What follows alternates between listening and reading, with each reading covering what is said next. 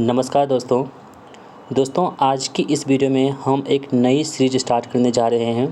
दोस्तों ये सीरीज होगा हमारा वो एनटीपीसी सीबीटी 1 में जो सभी क्वेश्चंस पूछे गए थे जीके के, यानी कि जो जीएस पार्ट्स होते हैं जिसमें आपके physics, chemistry, biology, history, polity, geography, economics, computer, art and culture और मिसलेनियस, इन सभी जो आपके एनटीपीसी में 40 प्रश्न पूछे जाते हैं उन सभी प्रश्नों को हम आज की इस वीडियो में डिस्कस करेंगे। और दोस्तों आज की इस वीडियो में हम जो है आपके एग्ज़ाम जो हुए थे 1 फरवरी 2021 को एनटीपीसी का एग्ज़ाम, उसमें जो 40 प्रश्न पूछे गए थे उन सभी प्रश्नों को अच्छे से डिस्कस करेंगे। ठीक है दोस्तों, इस वीडियो को देखने के बाद आपको बहुत अच्छे से बहुत जानकारी मिल जाएगी, जिससे कि आने वाले एग्ज़ाम में जो प्रश्न पूछे जाएंगे आपको एक थीम पता चल जाएगी कि एनटीपीसी में किस थीम पर क्वेश्चन पूछे जाते हैं। ठीक है, तो हम सारे ऑप्शन को अच्छे से डिस्कस करेंगे और उम्मीद करेंगे कि आपको वीडियो बहुत पसंद आएगी।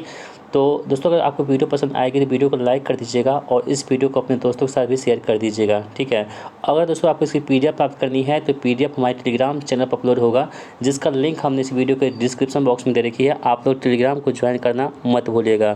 दोस्तों देखिए, जितने भी आप स्टूडेंट हैं जो रेलवे की तैयारी करते हैं और इसके साथ बीएसपी की तैयारी करते हैं, जहाँ पे भी जीके पूछे जाते हैं ना, उन सभी एग्ज़ाम के लिए बहुत ही ज़्यादा इंपॉर्टेंट होगा।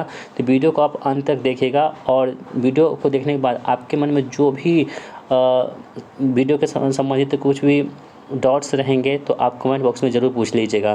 तो चलिए शुरू करते हैं आज की इस इम्पोर्टेंट वीडियो को। ठीक है दोस्तों, पहला सवाल आपकी स्क्रीन पर है, कह रहा है कि एलपीजी का पूर्ण रूप क्या होता है। ठीक है दोस्तों, इस जो सेट हैं, सेट नंबर 1 में यानी कि 1 तो 21 में शिफ्ट फर्स्ट में जो आपके 40 प्रश्न पूछे गए हैं, तो 40 प्रश्नों को सिर्फ कहने के लिए है, आपको बहुत सारे प्रश्न यहाँ पे डिस्कस कर देंगे। कह रहा है कि एलपीजी के दोस्तों का पूर्ण रूप क्या होता है। देखिए, एलपीजी होता है दोस्तों, ये आपके लिक्विफाइड पेट्रोलियम गैस होते हैं। ठीक क्या होते हैं? लिक्विफाइड पेट्रोलियम गैस होते हैं। जैसे कि हम लोग घरों में जो यूज़ करते हैं गैस खाना बनाने के लिए, उसमें एलपीजी ही भरा होता है। ठीक है, और दोस्तों एलपीजी में जो भरा होता है वो इसमें क्या क्या होता है, इसमें प्रोपेन, ठीक है, क्या होता है प्रोपेन और प्लस क्या होता है ब्यूटेन का, इसमें क्या होती है मात्रा, दोनों मिलकर जो इसमें भरी होती है। ठीक है, तो आपके एग्जाम प्रश्न पूछे जाते हैं कि एलपीजी है किसका किसका मिश्रण होता है, तो आपको बताना होगा प्रोपेन और जो है ब्यूटेन का मिश्रण होता है। यहाँ से पहली बात क्लियर हो चुकी है। अब देखिए, एलपीजी में जो होती है ना, किसी प्रकार की गंध नहीं होती है, लेकिन हम लोग घरों में देखते होंगे जब भी कभी गैस लीक होता है तो हमें पता चल जाता है कि गैस लीक हो रहा है, तो उसमें दोस्तों अलग से हम गंधक मिलाते हैं, यानी कि उसके जो सेंट को पता करने के लिए, उसकी जो स्मेल पता करने के लिए जो मिलाते हैं हम लोग, उसे क्या बोलते हैं हम लोग, तो मेथिल मरकैप्टन कहते हैं। क्या बोलते हैं? मेथिल मरकैप्टन मिलाते हैं, जिससे क्या होती है गैस में जो दुर्गंध निकलती है उससे हमें पता चल जाता है। ठीक है, इंडिकेटर के रूप में क्या मिलाते हैं? मेथिल मरकैप्टन मिलाते हैं। दोस्तों मेथिल मरकैप्टन की बात करें तो ये क्या होता है, एक सल्फर का क्या होता है, यौगिक होता है। ठीक है, तो इन सभी बातों को आपको ध्यान में रखते हुए चलना है। जितने भी इंपॉर्टेंट प्रश्न यहाँ पे बन सकते हैं ना, हम सभी को डिस्कस करेंगे। ठीक है, तो ये बात होगी एलपीजी का। तो यहाँ पे लिक्विफाइड पेट्रोलियम गैस जो है ना, ऑप्शन नंबर सी में दे रखा है। ठीक है, तो ऑप्शन सी यहाँ पे सही जवाब हो जाएगा। दोस्तों एक होता है सीएनजी, ठीक है, आपने सुना होगा, इसका फुल फॉर्म क्या होता है, कंप्रेस्ड नेचुरल गैस। ठीक है, क्या होता है, कंप्रेस्ड नेचुरल गैस होती है वो सीएनजी का फुल फॉर्म होता है। तो क्या पता आपके एग्जाम में सीएनजी से भी प्रश्न बन सकते हैं आगे, तो इन सभी को आपको ध्यान में रखते हुए चलना है। ठीक है, चलिए बढ़ते हैं दूसरे प्रश्न की ओर। दूसरा प्रश्न आपके स्क्रीन पर है कि दिलवाड़ा मंदिर कहाँ पर स्थित है। ठीक है दोस्तों, देखिए दिलवाड़ा मंदिर है ना, देखिए आपको क्या पता है, एक आपके केमिस्ट्री से प्रश्न आ चुके हैं और दूसरा आपके जो प्रश्न आने वाले हैं ये आपके स्टैटिक पोर्शन है, यानी कि मंदिर टेम्पल जितने भी हैं ना आपके भारत में, वो सभी के सभी इंपॉर्टेंट है। यहाँ पे कह रहा है कि दिलवाड़ा मंदिर जो है ना वो कहाँ पर स्थित है। देखिए दिलवाड़ा जो मंदिर है दोस्तों, एक क्या है, जैन मंदिर है। कौन सा है? जैन मंदिर। आपने पढ़ा होगा कि बौद्ध मंदिर भी होता है, बौद्ध धर्म के लोगों के द्वारा जो मंदिर होती है, बौद्ध मंदिर हुआ, ये जैन धर्म के लोगों के लिए है, तो ये जैन मंदिर है। और दोस्तों ये कहाँ पे स्थित है, तो आपको राजस्थान में देखने को मिलेगा। ठीक है, कहाँ पे? राजस्थान के सिरोही जिले है ना, वहीं पे आपको ये देखने को मिलेगा। और ये कहाँ पे है, तो माउंट आबू में स्थित है। कौन सा? दिलवाड़ा का जैन मंदिर। आप लोग इसे याद रखेंगे, बहुत ही ज़्यादा इंपॉर्टेंट यहाँ पे हो जाता है। और दोस्तों हम बात करें खजुराहो का, तो दोस्तों खजुराहो का मंदिर है ना, ये आपके मध्य प्रदेश में देखने को मिलते हैं। और ये जो मंदिर है ना, ये चंदेल शासकों द्वारा बनवाया गया था। ठीक है, तो क्वेश्चन आपके एग्जाम में डायरेक्ट पूछे जाते हैं कि जो खजुराहो मंदिर है, ये इसका निर्माण किस शासक द्वारा करवाया गया था।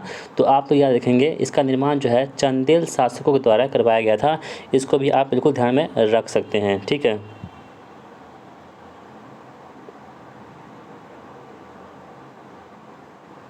और दोस्तों ये कहाँ पे आपके हैं, तो मध्य प्रदेश में हो जाते हैं। दोस्तों भुवनेश्वर की बात करें तो यहाँ पे क्या उड़ीसा में पड़ता है। उड़ीसा में क्या है, एक फेमस मंदिर कौन सा है, रथ मंदिर, यानी कि जो उड़ीसा पुरी में भी स्थित है। और औरंगाबाद दोस्तों कौन सा है आपका, तो औरंगाबाद में आपका कैलाश मंदिर है, जो कहाँ पे स्थित है, तो एलोरा महाराष्ट्र में स्थित है, जो औरंगाबाद में ही पड़ता है। ठीक है, तो ऑप्शन नंबर डी जो है यहाँ पे, सॉरी यहाँ पे ए जो है माउंट आबू, इस प्रश्न का बिल्कुल सही जवाब हमारा हो जाएगा। दोस्तों अगर आपको हमारी वीडियो पसंद आ रही है, हमारे कंटेंट आपको पसंद आ रही है, तो वीडियो को अभी से लाइक कर दीजिएगा और इस चैनल को अभी सब्सक्राइब कर दीजिए, क्योंकि हम आपको यहाँ पे 121 जो फुल सेट है सभी को कवर करेंगे, जो आपके एग्जाम के दृष्टिकोण से बहुत ही ज़्यादा हेल्पफुल होगा। ठीक है, चलिए बढ़ते हैं अगले प्रश्न की ओर।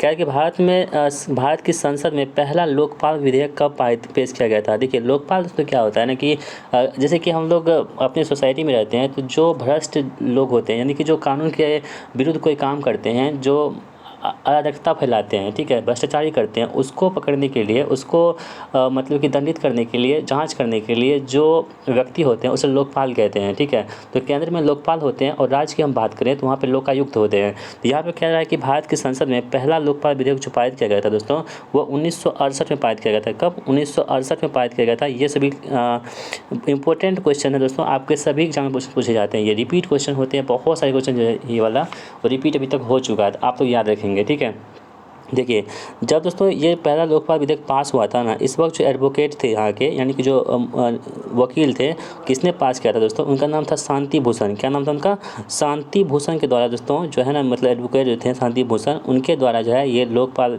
विधेयक को पेश किया गया था। ठीक है, और दोस्तों हम बात करें 1968 में, तो इस वक्त प्रधानमंत्री कौन हो जाएंगी, तो हमारी जो इंदिरा गांधी जी हैं उस वक्त जो है प्रधानमंत्री हो जाएंगी। दोस्तों क्या होता है ना कि कई बार जो स्पेशल इवेंट होते हैं, कोई घटना होती है, तो उस घटना से रिलेटेड जो उस वक्त के प्रधानमंत्री कौन होते हैं, राष्ट्रपति कौन होते हैं, ये पूछ ले जाते हैं आपके एग्जाम में। तो इसलिए हमने सोचा कि आपको ये बता दें, जो इस वक्त कौन थी, पीएम इंदिरा गांधी थी, हमारे देश की प्रधानमंत्री थी। तो इसे भी आप बिल्कुल ध्यान में रखेंगे। और उस तरह हम बात करें कि भारत के पहले लोकपाल जो बने थे, वो उनका नाम क्या था, तो पीसी घोष थे, यानी कि पिनाकी चंद्र घोष दोस्तों क्या थे, भारत के पहले लोकपाल थे। ठीक है, तो इसे भी आप याद रखेंगे। और दोस्तों वर्तमान की हम बात करें तो वो कौन है, हमारे वर्तमान में जो लोकपाल है दोस्तों, उनका नाम है श्री अजय, क्या नाम उनका, श्री अजय मानिक राव। क्या नाम दोस्तों, श्री अजय मानिक राव दोस्तों, इसका नाम क्या है, जो वर्तमान में मतलब कि देश के लोकपाल हैं। ठीक है दोस्तों, अगर हम बात करें कि लोकपाल के जो मतलब कार्यकाल होता है कितने दिनों का होता है, तो आप लोग याद रखिएगा, जो लोकपाल है इसका कार्यकाल जो होता है वो 5 वर्ष या 70 वर्ष के लिए होता है। कितना होता है, 5 वर्ष या 70 वर्ष, जो भी पहले हो जाए वो इसके लिए हो जाता है। ठीक है, तो ऑप्शन नंबर ए यहाँ पे इस प्रश्न का बिल्कुल राइट आंसर हमारा हो जाएगा। उम्मीद करते हैं आपकी वीडियो बहुत पसंद आ रही होगी और आपको अच्छा कंटेंट भी यहाँ से मिल पा रहा होगा। अगला सवाल दोस्तों आपके स्क्रीन पर है कि प्रदूषित हवा में निम्नलिखित में से किसकी उपस्थिति के कारण बुखार होता है। दोस्तों आप लोग याद रखेंगे, जो प्रदूषित हवा होती है, जो दूषित हवा होती है, जो एयर पोल्यूशन होता है, इसमें किसकी उपस्थिति के कारण जो बुखार होती है दोस्तों, तो ये परागकण की वजह से क्या होती है, बुखार लग जाती है। ठीक है, तो इसे आप याद रखेंगे। दोस्तों अगर हम बात करें ओजन का, तो इसका जो सूत्र क्या होता है, O3 होता है। क्या होता है, O3 होता है ओजन। दोस्तों देखिए हमारी जो लेयर होती है वायुमंडल में, उसमें दोस्तों जो लेयर होती है समताप मंडल में क्या होती है, ओजोन परत पाई जाती हैं। इसका काम यह होता है कि जो हमारे सूर्य से जो पराबैंगनी किरणें निकलती है, अल्ट्रावायलेट किरणें निकलती है, उनकी सुरक्षा जो करती है दोस्तों कौन करते हैं, ओजोन परत ही करते हैं। ठीक है, तो ओजोन परत में क्या होती है कि अब जो है मतलब हमारे जो दैनिक जीवन में हम यूज करते हैं, जैसे सेविंग करते हैं या बहुत रेफ्रिजरेटर यूज करते हैं, उनसे जो गैस निकलती है, CFC गैस निकलती है, ये क्या करती है, तो ओजोन परत की जो है ना क्षय करती है, यानी कि उसकी जो ओजोन लेयर है उसको क्या करती है, कमजोर करती है, जिससे क्या होती है कि जो सूर्य की पराबैंगनी किरणें होती है यहाँ से छांट नहीं पाती है और हमारे जो स्किन होती है उस पर सीधे अटैक करती है, जिससे क्या होता है, स्किन कैंसर होने की खतरा बहुत ज़्यादा हो जाती है।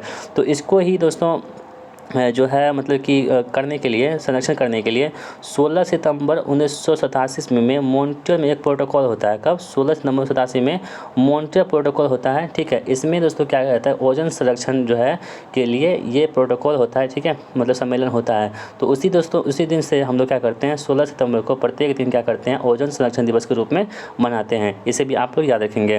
दोस्तों कार्बन मोनोऑक्साइड क्या होता है कि जब भी कोई चीज़ को हम जलाते हैं, जब वो चीज़ पूर्ण रूप से नहीं जलता है ना, तो उससे जो गैस निकलती है वही कहते हैं कार्बन मोनोऑक्साइड। अब जब कोई गैस पूरी तरह से, जब कोई चीज़ें पूरी तरीके से जल जाती हैं तो उससे क्या होता है, कार्बन डाइऑक्साइड निकलती है। जब पूरी तरह से नहीं जलती है तो उससे क्या होता है, कार्बन मोनोऑक्साइड निकलती है। तो इसे भी आप याद रख सकते हैं। तो यहाँ पर ऑप्शन नंबर डी जो है इस प्रश्न का बिल्कुल राइट आंसर हमारा हो जाएगा। ठीक है, तो उम्मीद करते हैं कि आपको वीडियो बहुत पसंद आ रही होगी। दोस्तों अगर आपको मेरी वीडियो पसंद आई तो वीडियो को लाइक अभी से कर दीजिएगा। मानसून पूर्व वर्षा जो केरल और कर्नाटक के तटीय क्षेत्रों में सामान्य घटना है को स्थानीय तौर पर क्या कहते हैं। देखिए दोस्तों, ये हमारा मैप है भारत का, इसमें जो केरल है आपका यहाँ पे, ठीक है, और दोस्तों यहाँ पे जो तमिलनाडु पड़ता है, ठीक है, कर्नाटक पड़ता है। तो कर्नाटक यहाँ पे कह रहा है कि केरल और कर्नाटक के तटीय क्षेत्रों में, ठीक है, दोस्तों यहाँ पे केरल हो गया, यहाँ पे कर्नाटक हो गया, यहाँ पे तमिलनाडु हो गया। तो कह रहा है कि केरल और कर्नाटक के तटीय क्षेत्रों में एक सामान्य घटना है को भारतीय स्थानीय तौर पर क्या कहते हैं दोस्तों। इसे हम लोग क्या बोलते हैं हम लोग, तो आम्र वर्षा कहते हैं। क्या बोलते हैं, आम्र वर्षा कहते हैं, मैंगो शावर के नाम से इसे हम लोग जानते हैं। देखिए इसमें दोस्तों क्या होता है कि आम की वर्षा यहाँ पे नहीं होती है, ये इसका नाम है आम्र वर्षा। जैसे कि आप तो जानते हैं दोस्तों, ये जो हमारा बेल्ट है यहाँ पे उत्तर का, ठीक है, ये क्या है, हमारा उत्तर का बेल्ट है जहाँ पे हमारा बिहार भी पड़ता है। तो बिहार में क्या होती है, जब ग्रीष्म काल में जब हवा के साथ तेज़ मतलब गर्म हवा चलती है तो उसे हम लोग क्या बोलते हैं, लू कहते हैं। ठीक है, तो लू कहते हैं, इसे भी आप याद रखेंगे, कई बार आपके एग्जाम में से प्रश्न पूछ ले जाते हैं। तो ऑप्शन नंबर ए यहाँ पे इस प्रश्न का बिल्कुल राइट आंसर हमारा हो जाएगा। अगला प्रश्न है कि विश्व रेड क्रॉस दिवस कब मनाया जाता है। तो दोस्तों आपके दिवस जो होते हैं ना, दिवस से भी आपके प्रश्न पूछे जाते हैं। जो अंतर्राष्ट्रीय दिवस हम लोग मनाते हैं वो भी आपके प्रश्न यहाँ पे पूछे जाते हैं। कह रहा है कि विश्व रेड क्रॉस दिवस, ठीक है। तो देखिए वर्ल्ड रेड क्रॉस की हम बात करें दोस्तों अगर, तो रेड क्रॉस दिवस जो है ना प्रत्येक वर्ष हम लोग कब मनाते हैं, तो हम लोग क्या मनाते हैं, 8 मई को प्रत्येक वर्ष हम लोग जो है रेड क्रॉस दिवस मनाते हैं। कब मनाते हैं, 8 मई को प्रत्येक वर्ष हम लोग रेड क्रॉस दिवस के रूप में मनाते हैं। इसे भी आप याद रखेंगे, ठीक है दोस्तों। देखिए रेड क्रॉस है ना, इसके जो हेडक्वार्टर है ये कहाँ पे आपके जेनेवा स्विट्जरलैंड में देखने को मिल जाते हैं, ठीक है। तो कई बार क्या होता है कि आपके एग्जाम में हेडक्वार्टर पूछे जाते हैं जो, और इसके जो वर्तमान में जो हेड होते हैं वो पूछे जाते हैं। और इसकी स्थापना दोस्तों किसने की थी, एस्टेब्लिशमेंट जो की थी इसके द्वारा, वो इनका नाम क्या था, हेनरी ड्यूडेंट। कौन थे, हेनरी ड्यूडेंट जो थे इनके संस्थापक थे। इसे भी आप याद रखेंगे, ये भी आपके लिए इंपॉर्टेंट यहाँ पे हो जाते हैं, ठीक है दोस्तों।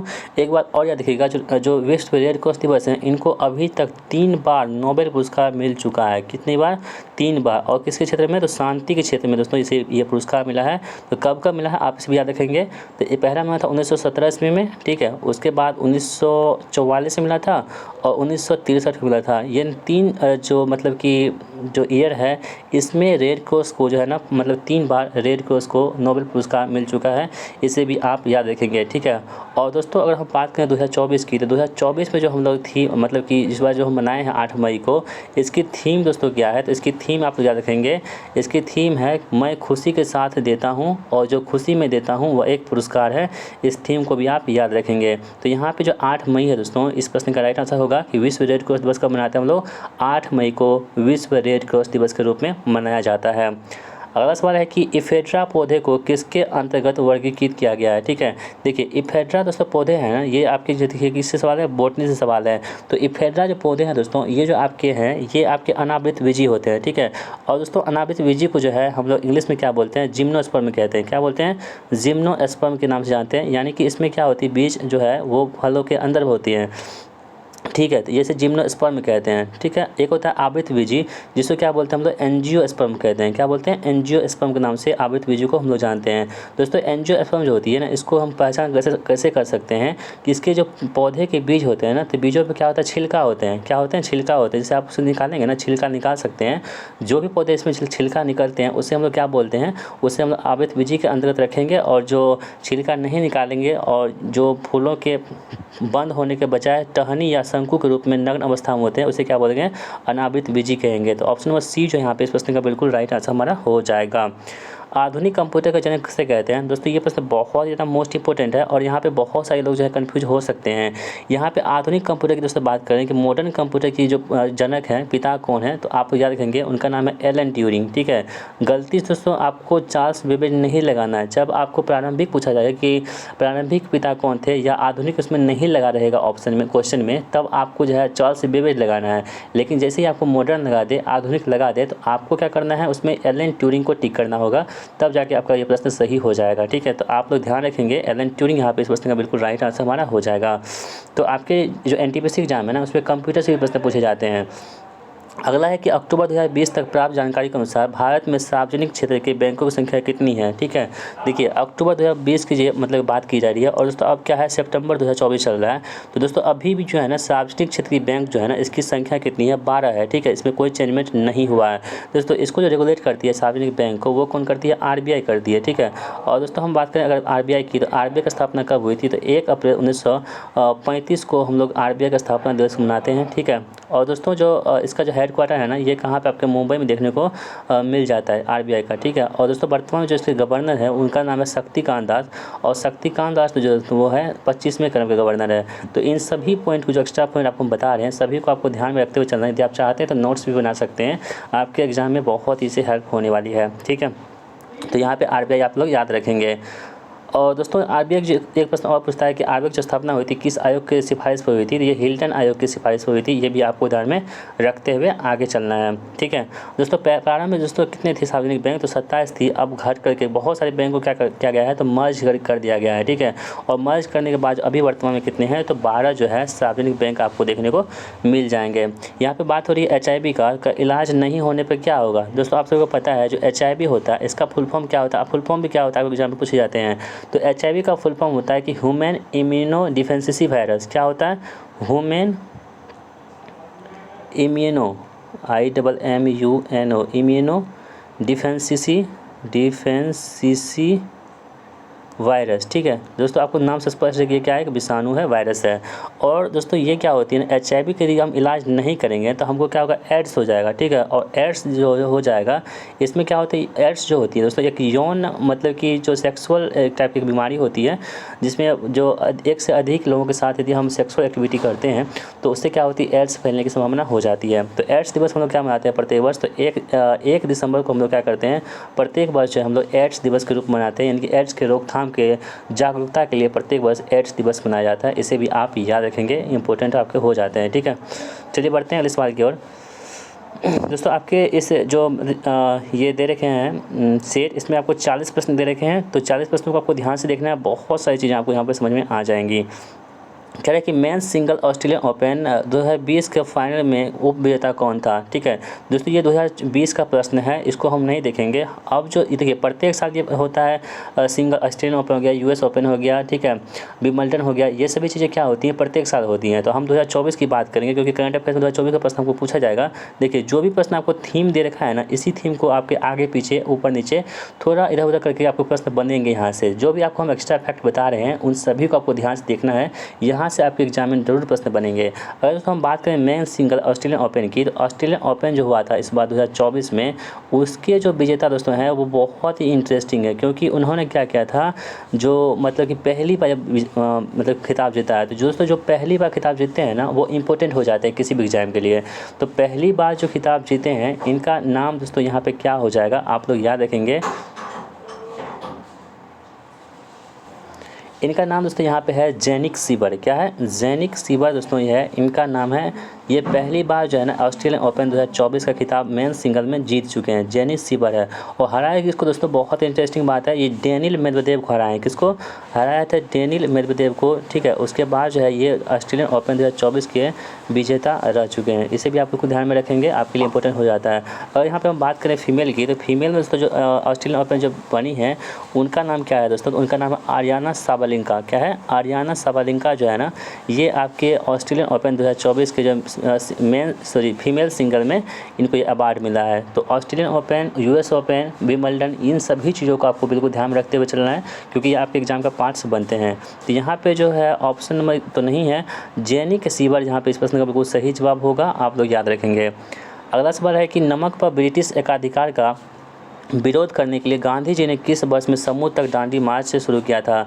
दोस्तों एग्जाम कोई भी हो, यदि महात्मा गांधी से प्रश्न नहीं बने, ऐसा संभव हो ही नहीं सकता है। महात्मा गांधी से कोई ना कोई प्रश्न आपके एग्जाम में पूछे ही जाएंगे। यहाँ पे दांडी मार्च की बात की जा रही है, और आपको हम कई बार बता चुके हैं दांडी मार्च दोस्तों हुई थी, ये 12 मार्च 1930 को प्रारंभ हुई थी। कब, 12 मार्च 1930 को प्रारंभ होती है, और 6 अप्रैल 1930 ईस्वी को दांडी पहुँच कर जो है महात्मा गांधी जी ने नमक कानून को तोड़ दिया था। ठीक है, तो नमक कानून पर टैक्स लगता था उसको तोड़ने के लिए महात्मा गांधी ने दांडी मार्च को अपनाया था। और इसके साथ 78 अनुयायी थे, यानी कि 78 जो लोग थे इनके साथ में जा रहे थे दांडी मार्च को तोड़ने के लिए। यहाँ प्रश्न कह रहा है कि समुद्र तट दांडी मार्च शुरू किया गया था 1930 में शुरू किया गया था। ठीक है, कहाँ से कहाँ से ये साबरमती आश्रम शुरू किया गया था और दांडी तक पहुँचे थे। ठीक है, तो आप लोग जोड़ लीजिए कितना यहाँ पे मतलब कितना दिन यहाँ पे लग चुका है। ठीक है, तो 12 31 होता है, 12 8 20, 11 8 कितना हो गया 19 6 25, लगभग 24 दिन का दोस्तों यहाँ पर समय लगा था। ठीक है, तो आप लोग इसे भी ध्यान रख सकते हैं। निम्नलिखित में से कौन सी भारत की सबसे बड़ी तेल कंपनी है? दोस्तों आप लोग याद रखेंगे जो इंडियन ऑयल कॉर्पोरेशन लिमिटेड है ये भारत की सबसे बड़ी तेल कंपनी है। दोस्तों इसलिए तेल कंपनी है क्योंकि इसे रेगुलेट जो करती है, ठीक है, ये किसके अंडर काम करती है? तो भारत सरकार यानी इंडियन गवर्नमेंट के जो अंडर में ये काम करती है, इसलिए ये क्या है तो भारत की सबसे बड़ी तेल कंपनी है। ठीक है, और दोस्तों हम बात करें कि इंडियन जो ऑयल कॉर्पोरेशन लिमिटेड है इसकी स्थापना कब हुई थी? तो आप लोग याद रखेंगे इसकी स्थापना हुई थी 30 जून 1959 ईस्वी को इसकी स्थापना होती है। इसको भी आप बिल्कुल ध्यान में रख सकते हैं, आपके लिए यहाँ पे इम्पोर्टेंट हो जाता है। चलिए अगला सवाल है कि भारत में प्रथम परमाणु बम का परीक्षण किस वर्ष में किया गया था? 1974, 99, 73, 76। देखिए ये भी प्रश्न बहुत ही ज़्यादा इंपॉर्टेंट है। भारत में प्रथम परमाणु बम की यहाँ पे बात हो रही है दोस्तों। तो ये जो हुआ था ना ये आपके कहाँ हुआ था? पोखरण में हुआ था। कहाँ पे? पोखरण। और पोखरण कहाँ पे है? तो आपके राजस्थान में पड़ता है। ठीक है, पोखरण में 1974 ईस्वी में 13 मई 1974 ईस्वी को पोखरण में हुआ ना प्रथम बार जब परमाणु परीक्षण किया गया था। और इस वक्त जो प्रधानमंत्री थी वो कौन थी? इंदिरा गांधी जी थी। ठीक है, इंदिरा गांधी के समय में ये चीज़ें हो रही थी। और दोस्तों इसका जो मतलब कि एक सिंबल था, ठीक, क्या था इसका सिंबल? इसका कोड जो था आप मान सकते हैं इसे स्माइलिंग बुद्धा था। क्या था? स्माइलिंग बुद्धा। इसे भी आप याद रखेंगे, ये भी आपके एग्जाम के लिए इंपॉर्टेंट है। स्माइलिंग बुद्धा जो है इसका क्या था? एक कोड था। यानी कि क्वेश्चन पूछ सकता है आपसे कि भारत के प्रथम परमाणु बम का परीक्षण करते समय इसका जो कोड था वो क्या था? स्माइलिंग बुद्धा था। और ये कब हुआ था? 1974 में हुआ था। ये इसका पोखरण जो दोस्तों कहाँ हुआ था? पोखरण हुआ था। अगर हम बात करें कि दूसरी बार जो हुआ था दोस्तों वो कब हुआ था? तो ये हुआ था 1998 में। कब? 1998 में, यानी कि 2 मई 1998 ईस्वी को ये किया गया था सेकेंड बार परीक्षण। तो आप लोग कमेंट बॉक्स में ये बताएंगे कि सेकेंड बार जो परीक्षण किया गया था प्रथम परमाणु बम का, इसके समय प्रधानमंत्री कौन थे? आप यदि जानते हैं तो कमेंट बॉक्स में इसका आंसर जरूर करेंगे। भारत में राष्ट्रीय आय की गणना किसके द्वारा की जाती है? इंपॉर्टेंट है दोस्तों, ये केंद्रीय सांख्यिकी संगठन के द्वारा जो है ना भारत में राष्ट्रीय आय की गणना की जाती है। और दोस्तों भारत में सबसे पहले जो राष्ट्रीय आय की गणना की गई थी वो दादा भाई नौरोजी के द्वारा की गई थी। किसके द्वारा? दादा भाई नौरोजी के द्वारा भारत में सबसे पहली बार जो है जनगणना ये राष्ट्रीय आय की गणना की गई थी। और इनके पुस्तक दोस्तों नाम क्या है? A poverty of un British rule in India की जो पुस्तक है, इसी पुस्तक में दादा भाई नौरोजी ने राष्ट्रीय आय की गणना के बारे में बतलाया था। ठीक है, तो ऑप्शन नंबर सी यहाँ पे इस प्रश्न का बिल्कुल राइट आंसर हमारा हो जाएगा। निम्नलिखित में से किसने भारतीय प्रौद्योगिकी महोत्सव मद्रास की पहली छात्रा के रूप में भारत का राष्ट्रीय पुरस्कार 2019 जीता है? दोस्तों इनका नाम क्या है? कविता गोयल है। आप यहाँ पे करंट अफेयर्स भी देख पा रहे होंगे। प्रकाश वर्ष किसकी इकाई होती है? दोस्तों आप सभी जानते हैं प्रकाश वर्ष दोस्तों क्या होती है? दूरी की इकाई होती है प्रकाश वर्ष। आप लोग याद रखेंगे, आपके लिए इंपॉर्टेंट यहाँ पे हो जाता है। ठीक है, देखिए प्रकाश वर्ष दोस्तों बात करें ना तो दूरी की इकाई यहाँ पे हो जाएगी। और एक प्रकाश वर्ष बराबर दोस्तों कितनी हो जाती है? तो 9.46, कितना? 9.46 इंटू 10 टू द पावर कितनी? 15 जो है ना मीटर, ये आपके क्या होते हैं? तो एक प्रकाश वर्ष बराबर होता है। ठीक है, तो इसे भी आप बिल्कुल ध्यान में रखते हुए चलना है। प्रकाश की तीव्रता दोस्तों क्या होती है? इसका जो मात्रक होता है वो क्या होता है? कैंडला होता है। ठीक है, यानी कि ज्योति तीव्रता भी बोलते हैं इसे, या प्रकाश की तीव्रता भी बोल सकते हैं, ये कैंडला होता है। और द्रव्यमान दोस्तों मात्रक क्या होता है? किलोग्राम होता है। ठीक है, इसको भी आप बिल्कुल ध्यान में रख सकते हैं। ठीक है, चलिए भारत में इंटरनेट की शुरुआत कब की गई थी? तो ये 15 अगस्त 1995 को भारत में इंटरनेट की शुरुआत की जाती है। ठीक है, आप बहुत आसान चीज़ है याद करना, क्योंकि 15 अगस्त को क्या होता है? हम लोग स्वतंत्रता दिवस मनाते हैं और इसी दिन जो है 1995 में भारत में इंटरनेट की शुरुआत की गई थी। इसे आप याद रखेंगे। जालियांवाला बाग नरसंहार कब हुआ था? दोस्तों ये सब मोस्ट इंपॉर्टेंट है। देखिए जो हमारे देश में एक कानून आया था, जो रॉलेट एक्ट आया था। ठीक है, रॉलेट एक्ट क्या था ना, इसमें एक काला कानून से कहा गया था महात्मा गांधी जी द्वारा। ये इसलिए कहा गया था क्योंकि इसमें क्या था ना कि आप किसी भी प्रकार से वकील ना रख सकते हैं, ना अपील कर सकते हैं, ना ही दलील कर सकते हैं। यानी कि किसी को शक के आधार पर जो है ना पुलिस गिरफ्तार कर सकती थी, उसे कारावास में रख सकती थी। इसी को विरोध करने के लिए दोस्तों जो है ना मतलब कि जालियांवाला बाग जो हुआ था अमृतसर में, एक सभा बुलाई गई थी जिसमें इसका विरोध किया जा रहा था। इसमें जो जनरल ओ डायर है, इसने निहत्थे लोगों पर गोलियां चला दी थी, जिसमें बहुत सारे जो लोग हैं वो इनकी मृत्यु हो गई थी। ठीक है, तो इसी को बदला लेने के लिए दोस्तों क्या गया था, एक उधम सिंह नाम के एक क्रांतिकारी थे। उधम सिंह ने जो है ना जनरल ओडायर को लंदन में जाकर उनकी गोली से हत्या कर दी थी। तो इसे भी आप याद रख सकते हैं। तो यहाँ पे 13 अप्रैल 1919 इस प्रश्न का बिल्कुल सही जवाब हमारा हो जाएगा। भारत में खिलाफत आंदोलन के बारे में क्या सही है दोस्तों? तो खिलाफत आंदोलन दोस्तों क्या हुआ था 1919 ईस्वी में जो खिलाफत आंदोलन हुआ था, ठीक है, यह तुर्की के सुल्तान के समर्थन में एक आंदोलन था। ठीक है, तुर्की के सुल्तान जो था ना, इसके समर्थन में एक आंदोलन था। कौन सा? खिलाफत आंदोलन। ये भी आपके लिए इंपॉर्टेंट यहाँ पे हो जाता है। अगला सवाल दोस्तों आपकी स्क्रीन पर है। दोस्तों वीडियो थोड़ी सी लंबी हो जाएगी, लेकिन आपको बहुत कुछ सीखने को यहाँ पे मिलेगा। तो ठीक है, तो यहाँ पे सीखते रहिए आप लोग। निम्नलिखित में से कौन सा सतत विकास 2030 के लिए यूएन का एजेंडा नहीं है? तो दोस्तों आपको याद रखेंगे 2030 तक खाद्य सुरक्षा प्राप्त करना, ये आपके यूएन का एजेंडा है। उसके बाद गरीबी कहीं भी किसी भी रूप में हो उसे समाप्त करना, ये भी आपके यूएन का एजेंडा है। राष्ट्र के भीतर और राष्ट्र के बीच असमानता को कम करना, ये भी है। जबकि पहला दोस्तों यहाँ पर ऑप्शन जो है विश्व की कुल जनसंख्या के 3 तक कमी करना, ये इसका एजेंडा नहीं है। आप तो याद रखेंगे। घरों के बाहर फर्श को सजाने के लिए कला की निम्न में से किस शैली का उपयोग करते हैं दोस्तों? तो घरों के बाहर जो फर्श होते हैं उसको सजाने के लिए ये आपके क्या है, आर्ट एंड कल्चर का सवाल है। किसका है? आर्ट एंड कल्चर का यहाँ से सवाल दे रखे हैं। इसका क्या होगा? कोलम। कोलम का उपयोग हम क्या करते हैं? घरों को सजाने के लिए कला के मतलब शैली का उपयोग करते हैं। और दोस्तों मधुबनी कला जो है आपके बिहार से संबंधित यहाँ पे है। ठीक है, कहाँ पे? बिहार से संबंधित है मधुबनी कला।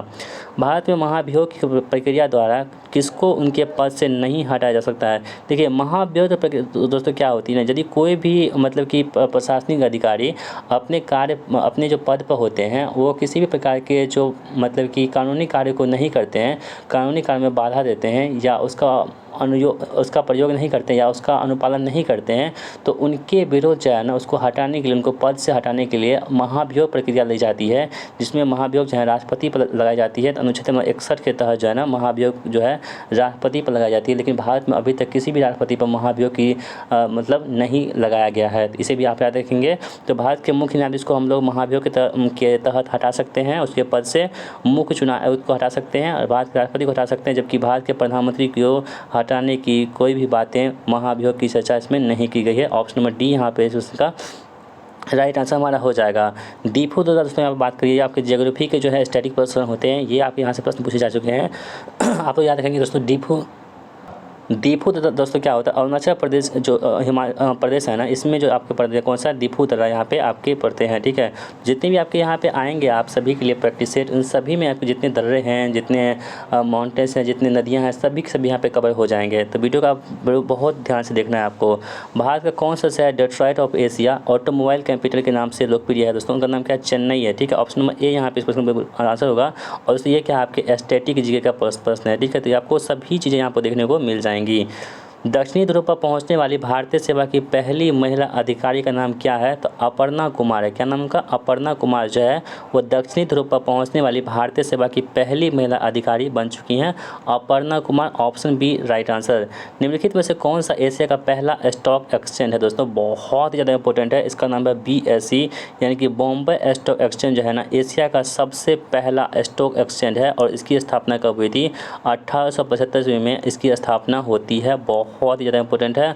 और इसका हेड क्वार्टर दोस्तों कहाँ पे है? तो आपको मुंबई में इसका हेड क्वार्टर देखने को मिल जाता है। इसे भी आप याद रखेंगे क्योंकि ये आप सभी के लिए इंपॉर्टेंट एग्जाम के लिए हो जाता है। ठीक है दोस्तों, हम बात करें कि जो BSE है ना, इसकी स्थापना किसने की थी? तो इसका प्रेमचंद रायचंद द्वारा। किसके द्वारा? प्रेमचंद रायचंद के द्वारा जो है ना BSE की स्थापना की गई थी 1875 ईस्वी में। दोस्तों नेशनल स्टॉक एक्सचेंज जो है ना NSE, इसकी स्थापना कब हुई थी? 1992 में इसकी स्थापना होती है। इसका हेड क्वार्टर कहाँ पे है? तो आपको मुंबई में भी इसका हेड क्वार्टर देखने को मिल जाता है। ठीक है दोस्तों, ये सभी जो है शेयर बाजार होते हैं इसको रेगुलेट कौन करता है? तो सेबी जो है ना शेयर बाजार को रेगुलेट करती है। इसे भी आप लोग याद रखेंगे। निम्नलिखित में से कौन सा विटामिन में यीस्ट प्रचुर मात्रा में पाया जाता है दोस्तों? तो विटामिन जो B है ना, इसमें क्या होती है? यीस्ट जो है ना प्रचुर मात्रा में पाई जाती है। इसे आप याद रखेंगे। और विटामिन C का रासायनिक नाम दोस्तों क्या होता है? एस्कॉर्बिक एसिड होता है। विटामिन A का होता है क्या होता है? रेटिनॉल होता है। क्या होता है? रेटिनॉल होता है। ठीक है, विटामिन K का होता है फिनोक्विनोन जो है विटामिन K का रासायनिक नाम यहाँ पे हो जाता है। विटामिन C जो होती है वो क्या होती है? खट्टे पदार्थ में आपने देखने को मिल जाती है, जैसे कि नींबू में आपको विटामिन C देखने को यहाँ पे मिल जाएंगे। यंग बंगाल जो है ना आंदोलन किसने शुरू किया था दोस्तों? तो ये जितने भी आपके समाज सुधारक आंदोलन होते हैं ना, इससे भी प्रश्न बनते हैं आपके एग्जाम में। तो यंग बंगाल जो आंदोलन है ना, इसकी स्थापना हेनरी विवियन रिजू द्वारा की गई थी। ऑप्शन नंबर सी यहाँ पे इस प्रश्न का बिल्कुल राइट आंसर हमारा हो जाएगा, क्योंकि ये इम्पोर्टेंट आप लिए। भारतीय राष्ट्रीय कांग्रेस की पहली महिला अध्यक्ष कौन थी? दोस्तों यहाँ पे आपको कंफ्यूज नहीं होना है। यहाँ पे क्या है कि भारतीय राष्ट्रीय कांग्रेस की पहली महिला अध्यक्ष कह रही है, भारतीय महिला अध्यक्ष कह रही है। यदि यहाँ पे भारतीय महिला अध्यक्ष नहीं कहती हैं दोस्तों, तब आपका एनी % आंसर हो जाता। लेकिन अब जब भारतीय लगा दिया कि भारतीय राष्ट्रीय कांग्रेस जो इंडियन नेशनल कांग्रेस है INC है, ठीक है, इसकी जो पहली भारतीय महिला अध्यक्ष है उनका नाम दोस्तों क्या है? सरोजनी नायडू है, ठीक है। और कब बनी थी? तो 1925 में कानपुर अधिवेशन हुआ था। कौन सा? कानपुर जो सेशन हुआ था इंडियन नेशनल कांग्रेस की, इस सेशन में दोस्तों कानपुर में जो है सरोजनी नायडू को जो है पहली महिला अध्यक्ष बनाई गई थी। किसमें? भारतीय राष्ट्रीय कांग्रेस में, भारतीय महिला को, ठीक है। और दोस्तों जब एनी बेसेंट को 1917 ईस्वी में सिर्फ यदि महिला कर दी ना, तो 1917 ईस्वी में जो कोलकाता अधिवेशन हुआ था, इस अधिवेशन में एनी बेसेंट को जो है ना पहली बार जो है ना किसी महिला को भारतीय राष्ट्रीय कांग्रेस की अध्यक्ष के रूप में से चुना गया था, एनी बेसेंट को। लेकिन भारतीय महिला की बात करें तो सरोजनी नायडू हो जाएगी 1925 ईस्वी में, ठीक है। और इंडियन नेशनल कांग्रेस की स्थापना कब हुई थी? तो 28 दिसंबर 1885 को हुई थी। कहाँ पे? बॉम्बे में इसकी स्थापना होती है। इसके पहले अध्यक्ष कौन थे? WC बनर्जी थे। इसके संस्थापक कौन थे? A.O. ह्यूम थे। और A.O. ह्यूम को हर्मिट ऑफ शिमला यानी कि शिमला के संत के नाम से हम लोग जानते हैं। चार मीनार निम्नलिखित में से किस शहर में स्थित है दोस्तों? चार मीनार बहुत ही ज़्यादा इंपॉर्टेंट है, और चार मीनार जो आपका हैदराबाद में देखने को मिल जाता है, ठीक है। और चार मीनार की स्थापना जो थी कुली कुतुब शाह के द्वारा की गई थी। किसके द्वारा? कुली कुतुब शाह के द्वारा चार मीनार की स्थापना की गई थी। ये भी आपको याद रखना है। और जो नई दिल्ली में आपको क्या क्या है? तो लाल किला दोस्तों आपके जो है ना नई दिल्ली में आपको देखने को मिल जाएगा। जो राष्ट्रपति भवन है नई दिल्ली में देखने को मिल जाएगा, ठीक है।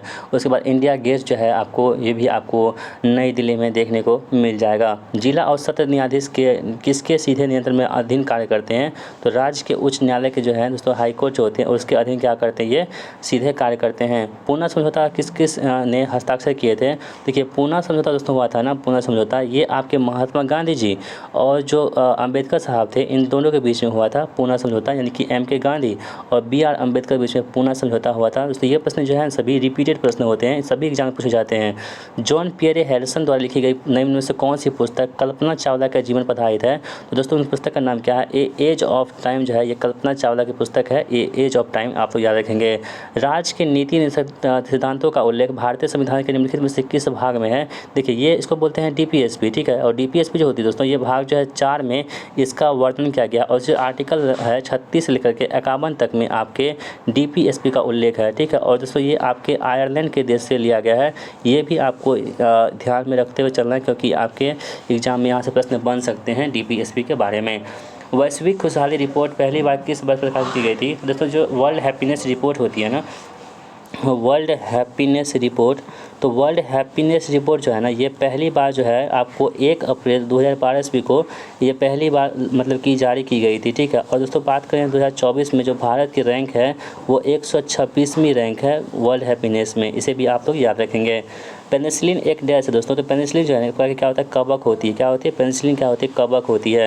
निम्नलिखित में से कौन सा ऊर्जा का एक नवीकरणीय स्रोत है दोस्तों? यहाँ पे ये आपके संश्लेषण गैस जो है ना प्राकृतिक, ये संश्लेषण गैस जो होती है ये क्या होती है? नवीकरणीय स्रोत है। जबकि कोयला, पेट्रोलियम और प्राकृतिक गैस ये सभी के सभी क्या है आपके और नवीकरणीय स्रोत यहाँ पे हो जाएंगे, ठीक है।